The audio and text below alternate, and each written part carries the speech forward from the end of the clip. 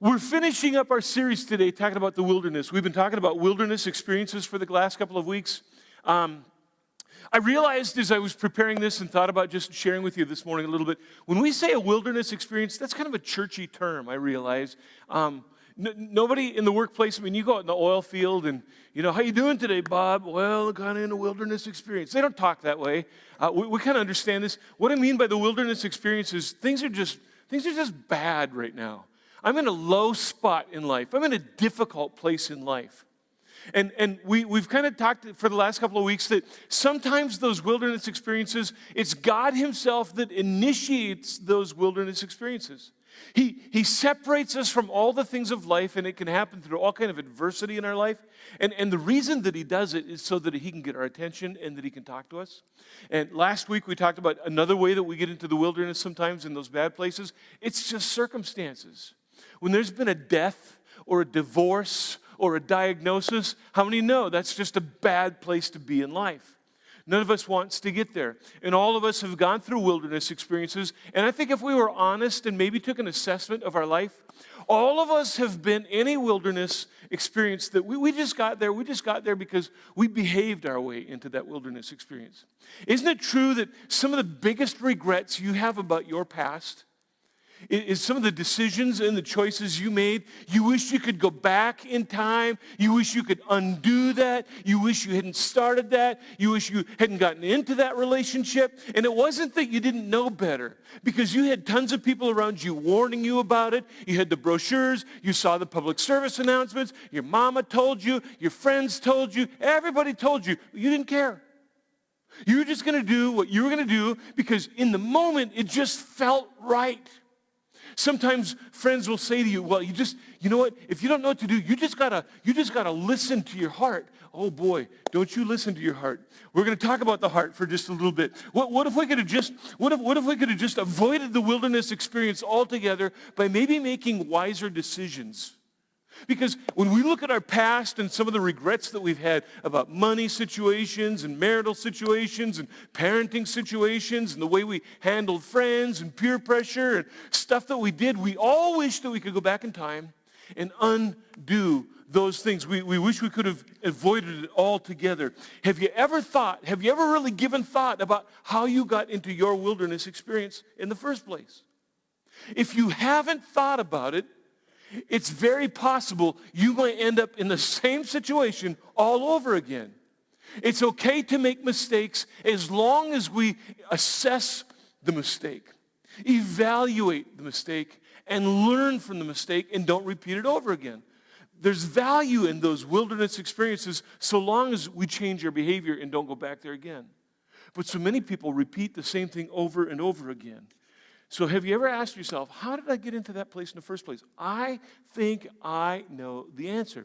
We're going to be in the book of Proverbs today. One of my favorite Proverbs is found in Proverbs chapter 4, verse number 23. I love Proverbs chapter 4, verse number 23, because it reminds me of my anniversary date, 4/23.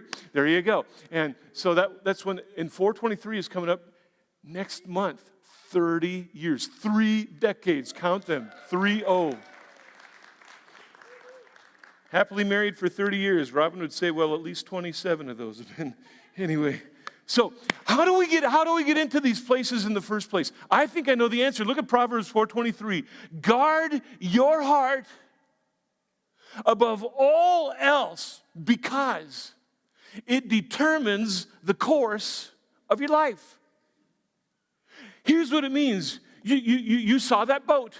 You saw the boat. You saw the boat. You were driving down the road. You weren't even looking for a boat. You saw the boat. Honey, you got to go around the block again. You saw the boat. The boat all of a sudden got your heart. You saw the car. You saw the puppy. All of a sudden, you had no intention of buying a puppy yesterday, but you went to the pet store, and that puppy looked at you, and that puppy got a hold of your heart. You saw the house. You saw the car. You saw the guy who drives the car. You saw her. You saw what she was wearing. You saw what she wasn't wearing. And all of a sudden, you saw it, you saw him, you saw her, you saw that, and you couldn't think about anything else except for what you just saw. And that thing that you saw all of a sudden caught your heart. And that relationship, that person, that thing that you wanted, it started to drive you and motivate you. You started making decisions about that, and it got a hold of your heart. Nothing else mattered. So how do we work this out? How do we work this out in our lives so that we don't end up in those wilderness experiences again? Well, it would seem to me from this verse right here that we have to think about what we do with our heart. It's not for lack of information. All of us have tons of information surrounding us constantly to help us make wise choices. But when it gets to our heart, we just really don't care so much about that. We just care about what we want. And so the writer of Proverbs, Solomon, who wrote most of Proverbs, the wisest man who ever lives, he wrote all kinds of stuff for us that if we would just apply the information, we would learn so much and protect ourselves from so many wilderness experiences. What if we just never behaved our way into that wilderness in the first place? So if you want to turn to Proverbs chapter 1, you want to follow along, I'll put the scriptures up here for you. He is going to talk about wisdom. And he personifies wisdom as a woman. Don't know why, he just does. And so whenever we talk about wisdom in this story, it's like he's saying there's a woman standing here that wants to talk to you. And in Proverbs chapter 1, verse number 20, here's what he says. He says, wisdom, she shouts in the streets. She cries out in the public square. She calls to the crowds along the main street, to those gathered in the front and at the city gate. In other words, wisdom isn't elusive. She's not hiding somewhere. She's standing out in the middle of the mall courtyard. She's standing where the people pass by all the time. Hey, over here, listen to me. I've got something to tell you that will save you and protect you from getting into the wilderness. Come on, hey, over here. Oh, hey, right here, come on, right here. And we just go walking by like, crazy lady, like standing there in the street or the mall. So she's there. And this is a universal message. This is for everybody. It applies to every part of our life, all over the place. And then the writer of Proverbs here, he's going to address three different kinds of people in the next verses. Look at verse number 22. How long, you simpletons, will you insist on being simple-minded? Come on. If you have siblings, you have a brother or sister, you called them a simpleton. Come on. You've called somebody a simpleton, haven't you? Now, he's not insulting us when he calls us a simpleton in this verse. He's just saying this. You know what? There's some things you just don't know until you know. You can be a genius when you're 15 years old, but how many of you know when you're 15, you're just 15, right?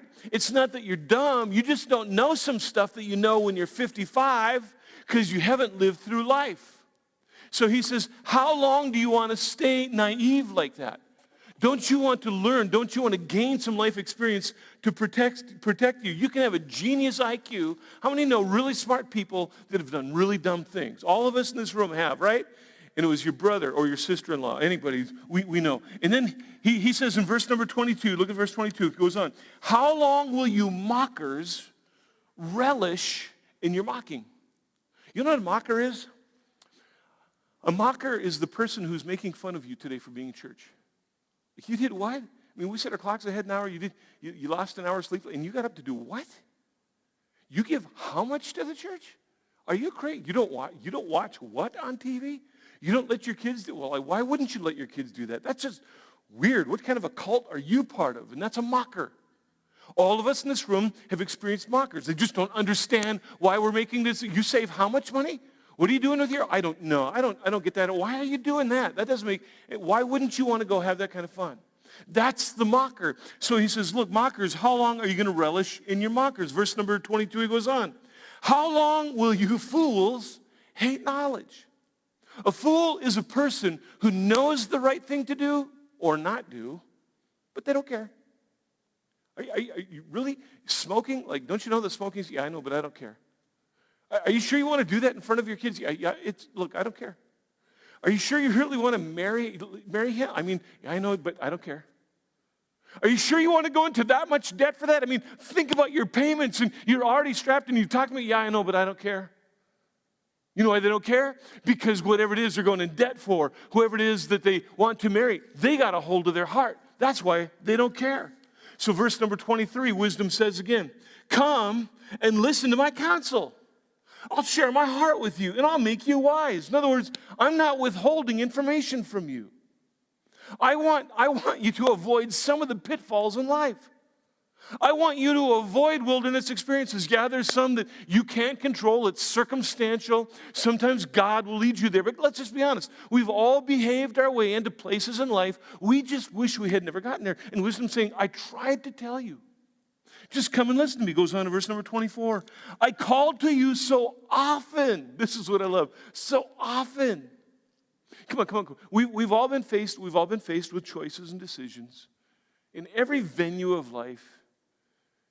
And there's this little voice in the back of our head that says, you shouldn't do that. I don't care. Because I'm just thinking about right now.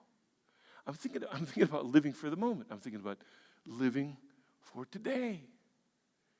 And wisdom is that little voice that says, I called to you so often, but you wouldn't come. I reached out to you, but you paid no attention. In fact, you just ignored my advice and you rejected the correction that I offered. Look, those are intentional things. All of those. You rejected it, you ignored it, you walked away from it. So nobody in the end can say, oh, I didn't know. Wisdom says, look, you did know. You just didn't obey. You just didn't care. I was warning you, take a U-turn. U-turn. Warning, warning, danger, Will Robinson. Like, don't go there. Do you remember that movie? Remember Lost in Space? And the robot was telling, remember that, Will? Danger, danger. And every time I watched it, it's like, danger. Will, run away, you idiot. Like, what are you doing? And what does he do? He goes right towards the danger. And then the rest of the show is about solving the problem. Had he listened to the dumb robot in the first place, the show could have been reduced to 7 minutes. Well, I'm just saying. All right. Okay. Don't you get the impression here as you read these verses that when we don't listen to wisdom, we get ourselves into a heap of problems? Have you wondered why the nation has gotten to where the nation is? What if our national leaders said, what would be the wise thing to do? You wonder why your brother-in-law's business failed? They had all the advice, all the counsel, all the wisdom. They just ignored it. Do you wonder why your first and your second, possibly your third marriages are just tanking? Because somebody was saying, don't do this. Yeah, I know, but it'll be okay. It'll all work out. It's going to be just fine. Your mama told you. Your siblings told you. Your best friend said, he's a jerk. Don't go there. There was all kinds of counsel all around you. How did you get into so much debt? How did you get to this place? Well, And then here's the result. Look at the result in verse number 26. Look what wisdom says. So you know what? I'm going to laugh at you. This seems harsh, doesn't it? It seems kind of cruel. I'm going to laugh at you when you're in trouble. I will mock you when disaster overtakes you and calamity overtakes you like a storm. When disaster engulfs you like a cyclone, and anguish and distress just overwhelm you. You know what? Here's what's going to happen. You're going to behave your way into a wilderness. Everybody was warning you. You got the pamphlets. You saw the TV commercials. All of it was there. You shouldn't have eaten that way. You shouldn't have married that way. You shouldn't have spent that way. But you did anyway. Now you're in a world of hurt. And you wish somebody would have told you, and wisdom says, I told you. Look where you are now. You're in the wilderness. And you know how you're praying now in the wilderness? Oh, God, help, get me out of this. And wisdom's going, no, it doesn't work that way. You behaved your way in, and you got to behave your way out. All the information was there. You didn't need more information. You needed more obedience is what you needed. Instead of guarding your heart, you followed your heart. Come on, we've all followed our heart in this room. Well, you just need to follow your heart. Man, your heart is wicked and deceitful. We deceive ourselves more often, I think, than the devil does. We follow our heart, and we follow our heart right into destruction. Verse 28, when they cry for help, I'm not going to answer them, though they anxiously search for me. They'll not find me. Wisdom is saying, look, look, look, you're looking for a shortcut out. You didn't get here overnight, but you're looking for an instant overnight answer to get out of the situation you're in. It doesn't work that way. This was a process to get here. Verse 29, for they hated knowledge, and they chose not to fear the Lord. They rejected my advice. They paid no attention when I corrected them. Well, I read that and go, well, duh. Who likes to be wrong? Anybody here like to be wrong? I don't like to be wrong. One of the reasons people don't read the Bible is because the Bible tells them they're doing something wrong, and I don't want to be proven wrong, so I just won't read the Bible, and I'll just continue to follow my heart and do what feels right in life. And this is the way people live so much. Verse number 31, here's the therefore. Therefore, here's the results. Here's the consequences.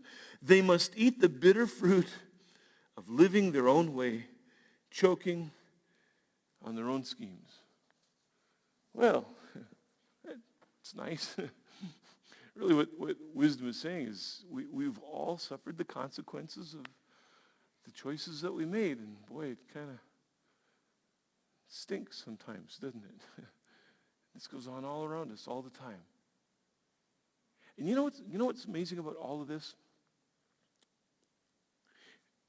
It's so easy to recognize the unwise decisions other people are making, isn't it? But it's so difficult to recognize the ones you're making. Do you know why? Because it involves your heart. It involves what you feel. It doesn't deal with logic. It doesn't look at the whole scope and gamut of everything that you're going through. You have such a different perspective of somebody else's life. You can see things they can't see. This is why parents freak out. Come on, students, if you're in the room today, this is why you parents freak out when you bring home certain friends. They have a whole different perspective.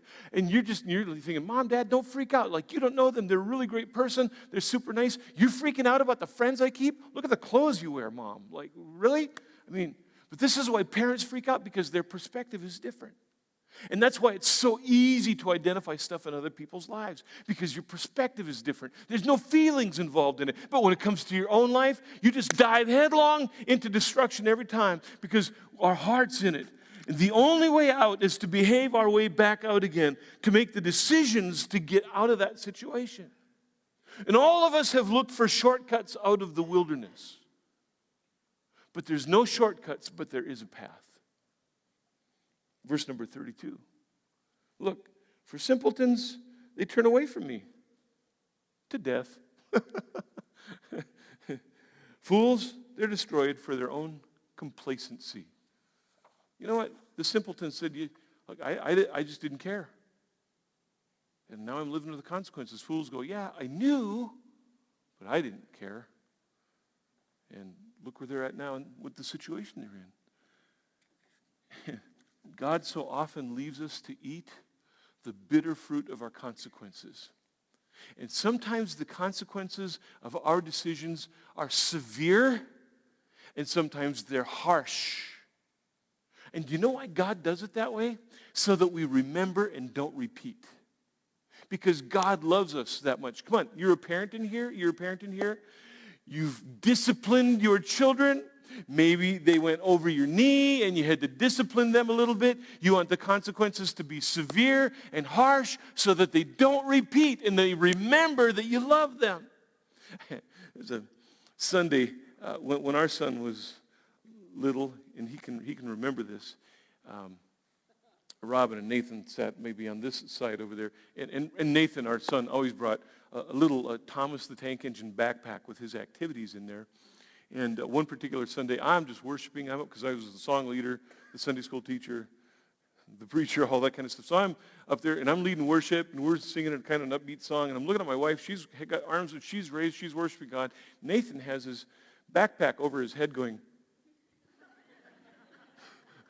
Kind of hard to worship, when you're seeing that. But on one particular Sunday, Nathan was acting up, and I think Mother had warned him, when Dad gets home, there's going to be consequences. He knew what the consequences were. So Nathan, we only lived a half a block down the street and across the street from the church. He runs home, takes off his pants, slips on 4 or 5 pairs of underwear, puts on his pants again. Dad gets home. It was the talk before the spanking that was always worse. And, this is going to hurt Dad more than it's going to hurt you. How many got that talk, right? Anybody? It's going to hurt me a lot more than it hurts you. It's like, whatever. Just get it over with, And I remember, and it's just kind of laying over your knee. Come on, Nathan, lay over my knee. Just this kind of body tensing up, tense, and kind of loose the whole thing. And I remember just 2 or 3 swats. And he stood up and he went, well, that wasn't so bad. Come back here, Nathan. Come back here. We want you to remember so that you don't repeat. My son is doing just fine. He loves Jesus, by the way. He's not in a mental, nothing's wrong and all that. But God lets the consequences be harsh sometimes because he loves us so much. He's like, come on. I know that you want to follow your heart. But if you keep following your heart, you're going to just lead yourself, nobody else to blame. You're just going to lead yourself right into the wilderness. All of us have those regrets of not listening to the wiser voice inside of us. All of us have had that thing going on inside of us. Wisdom isn't elusive, it's just not popular. Wisdom is not elusive, it's just not popular. People don't want to hear the truth. Come on, we've all been that way. Now, the good news is this. It ends, this chapter in Proverbs ends on an upswing. Because the next verse number 33, begins with the word but. In other words, I've been telling you all the warnings, but here's the benefits. Look at verse number 33. All who listen to me, wisdom, will live in peace, untroubled by fear of harm. Can we just be honest for a little bit? Isn't that kind of how we all want to live? Isn't it true that all of us in this room kind of want to live untroubled, free of fear of harm? It's kind of the way we all want to live, isn't it? And wisdom is just saying this, look, if you guys just listen to me, you can avoid so many problems, so many pitfalls, so many difficulties, so many regrets, so much remorse in life. You can live free from all of that. If, when you are presented with an option, you just ask yourself this question: what would be the wise thing to do? What would be the wise thing to do? Not the right thing, because when we say what would be the right thing to do, we tend to kind of follow our heart. But we stop and say, what would be the wise thing to do? So how do we avoid these choices that leave us with regret and guilt and shame and stories that we don't want to tell our kids and wilderness experiences we wish we could have avoided in the first place? Let me go back to chapter 4 of Proverbs. In verse number 23, he says, guard your heart. Guard your heart above everything else. Because it determines the course of your life. What gets your heart gets your attention. You know that to be true. And then he kind of builds on that. He says, now here, I think this is how you can avoid going the wrong direction by following your heart. Here's what you need to do. Here's what he says in verse number 25 of the same chapter. Look straight ahead. Look straight ahead. Fix your eyes on what lies before you. Come on, you've got a goal in mind. You've got a plan in life. There's a place you want to get to. You have to look straight ahead. You look right there. That's where I'm going. Come on. As I'm walking on the road, on the path of life, there's all kinds of people and opportunities and things that could ultimately get my heart, and it could just lead me off that path. He says, no. Look, your heart's going to lead you astray. If you want to get to a destination, then you've got to look straight ahead. Next verse, he says, mark out a straight path for your feet. Stay on the safe path. You're on the interstate highway. Stay on the interstate highway. Don't take some exit somewhere and go down the enchanted highway. You ever been on the enchanted highway in North Dakota? Go check out the enchanted highway in North Dakota, all right? He says, just stay on the road. This would be one my dad couldn't listen to. Wherever we went with my dad, if we were going to the Rocky Mountains in western Montana, well, I'm pretty sure there's a prairie trail we can take to get there. Whatever the case is, that happened to us. There's a whole other story. He says, you just got to stay on that right path. Next verse number 27. Don't get sidetracked. Keep your feet from following evil. There's so many opportunities that are there before you, but he says, don't do that. Remember what you're looking at. Remember the goal. Remember the destination. Remember the reputation you want to have. Remember the kind of marriage that you want to have. Remember the kind of financial independence that you want to have. Remember the kind of health that you want to have. Remember the kind of life that you want to live. You got to think about that because there's so many opportunities to get sidetracked and it'll lead you straight into the ditch every time. And then you'll sit in the ditch and go, God, this is all your fault. God's saying, well, I didn't make the same choices you did. Didn't make the same choices.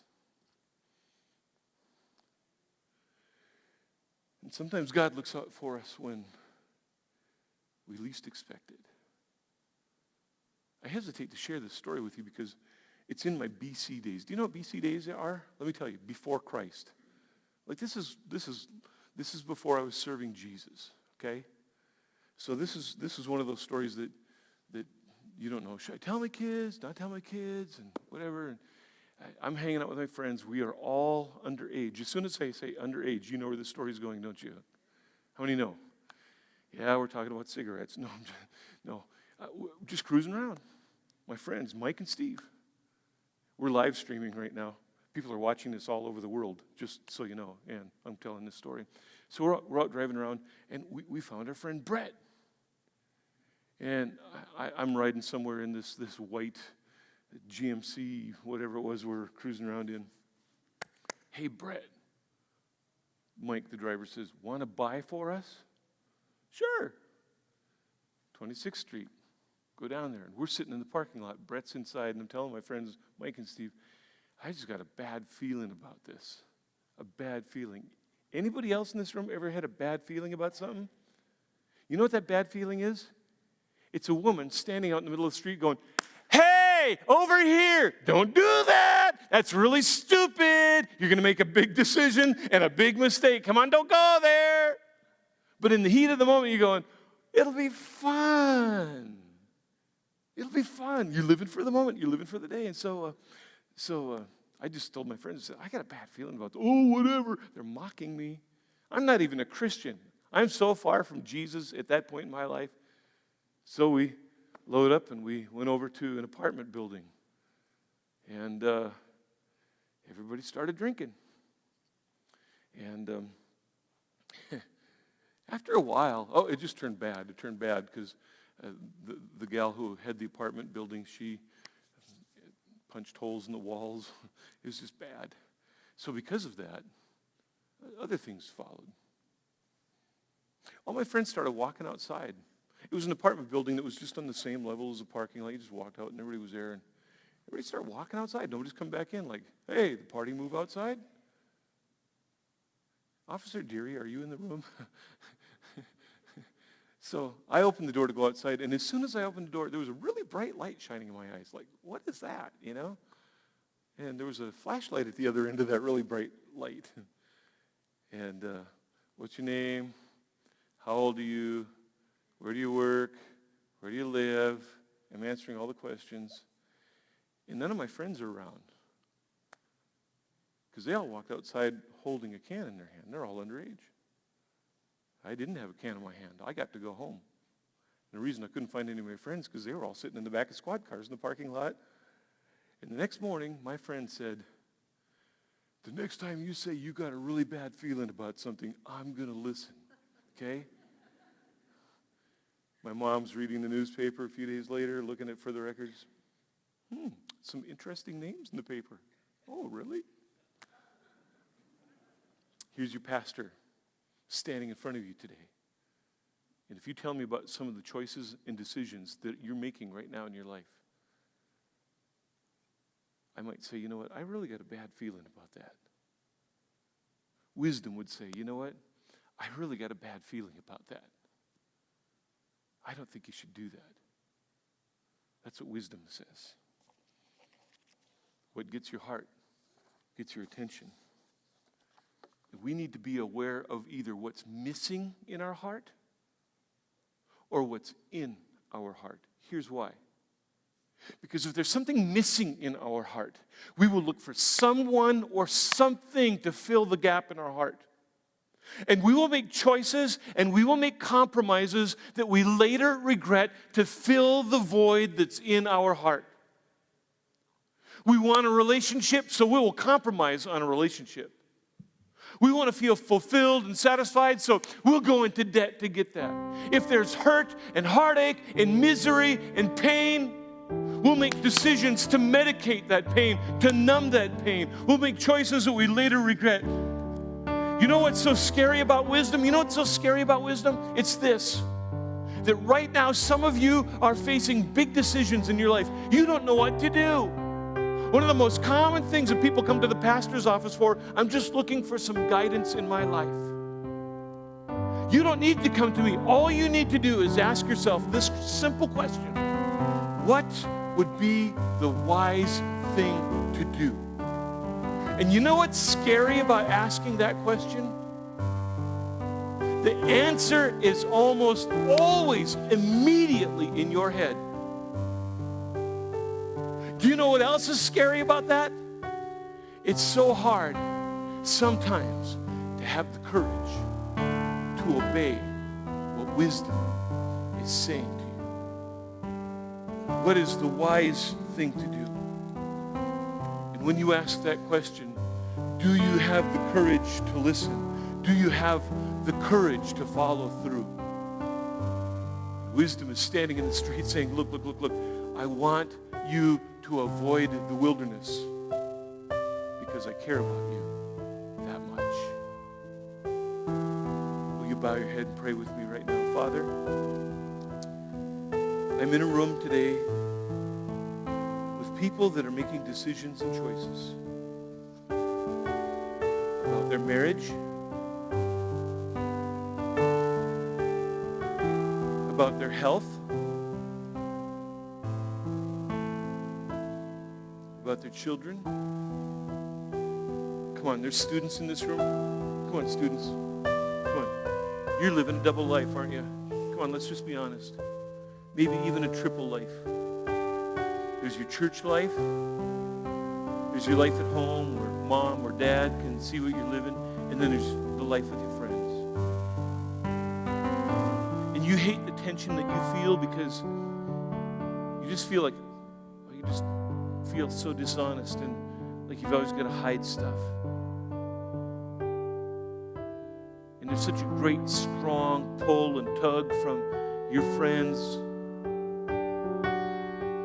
And they're asking you to do things that are so against the principles of home. And your heart says, this is what I want to do because I long for acceptance and affirmation. But wisdom is saying, no, don't even go there.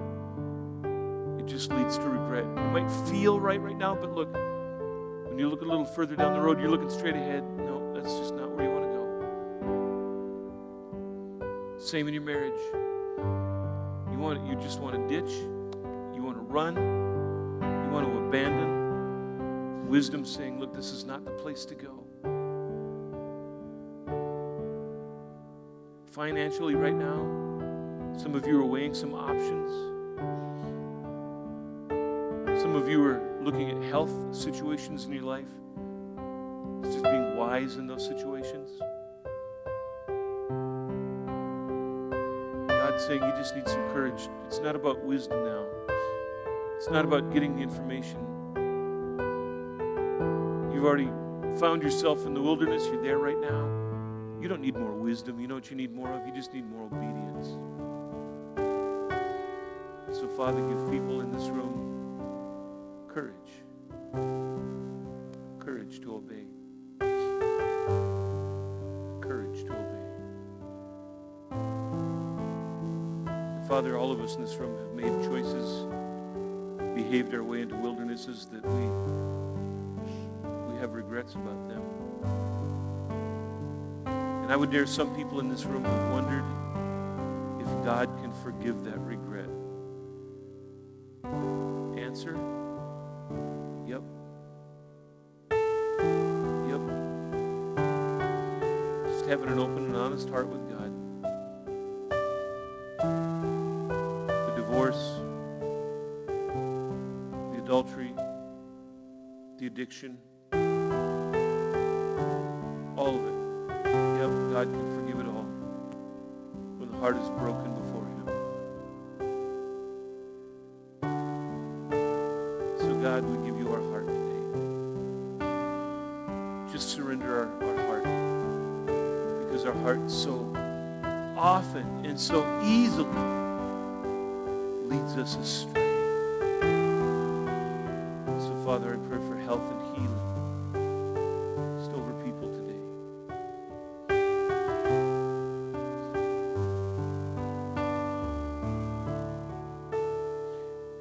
You join me and stand to your feet today, church.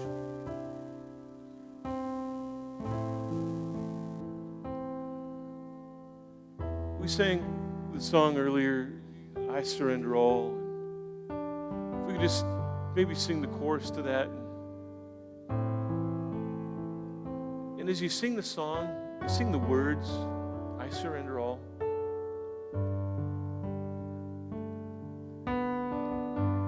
You can either be honest or deceptive when you sing. I'd like you to be honest. Because surrendering means I trust. And one of the reasons that we make unwise choices and we don't listen to the voice of wisdom is we think that wisdom is there to take fun away from us, to restrict our lives.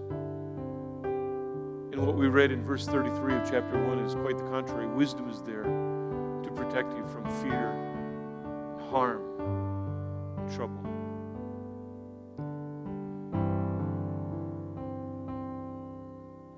I surrender all.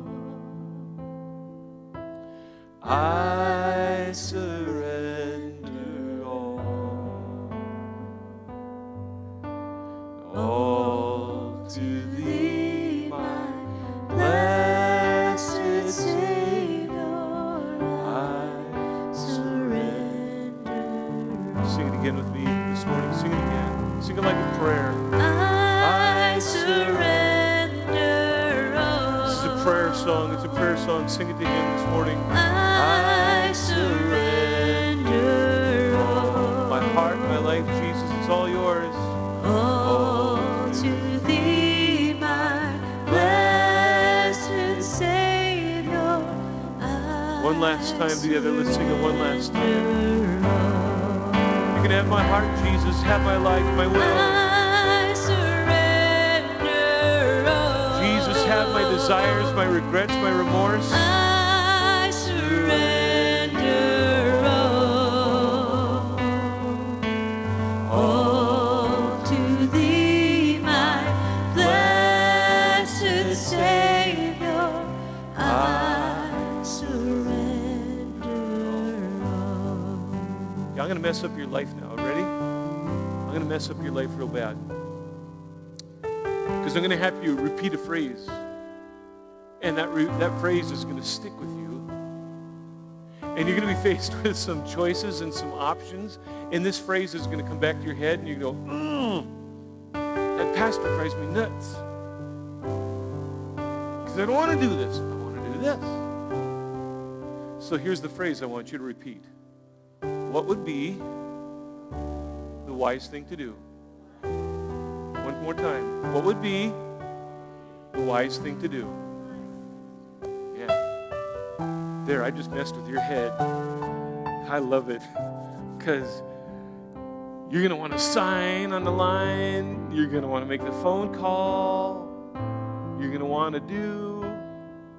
You can say, well, what would be the wise thing to do? Ooh, I just hate that. Isn't that fun? The Word of God is so intensely practical, so